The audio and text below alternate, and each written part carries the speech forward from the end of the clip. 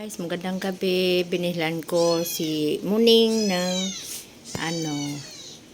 bottles. Oh, mura lang to. Binilhan ko siya nito. Yan, yung mga tinupi ko kanina, may hindi pa ako na itago. Mamaya na, pagod match na si ako. Dito lang siya sa karton. Hindi ko pa siya mailagay sa yung cage. Kasi ang liit pa niya.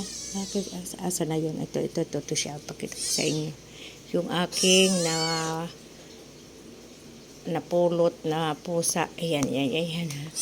Kawawa naman. Sabi ko baka masagasaan. Kaya pinulot ko siya. Ayan, natin.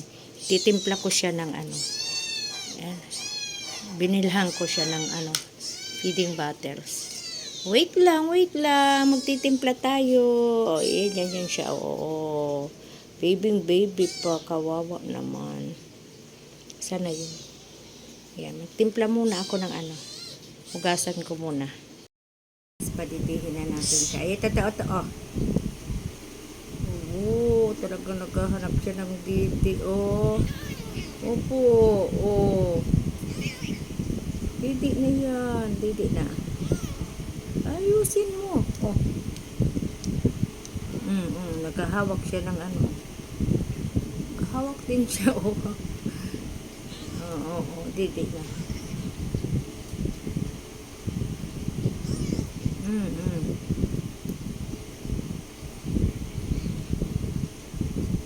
Ayusin. Oh.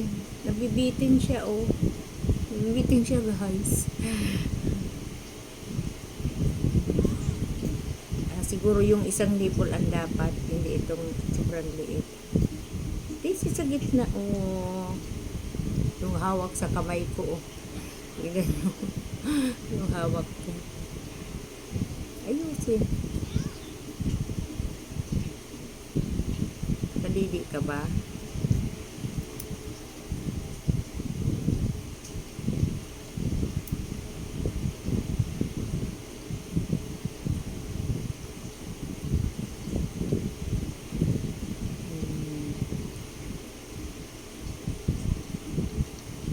Siguro siya ng nipple.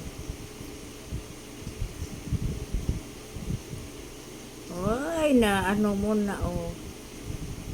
Butas mo na yung nipple. Butas niya na.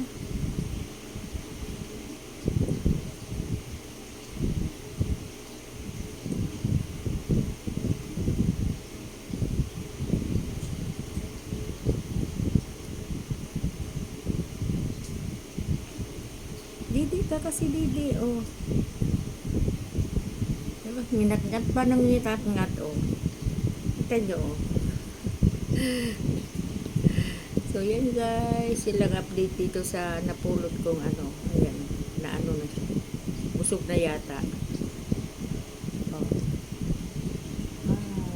Busog na yata. Tinigilan na yung Didi.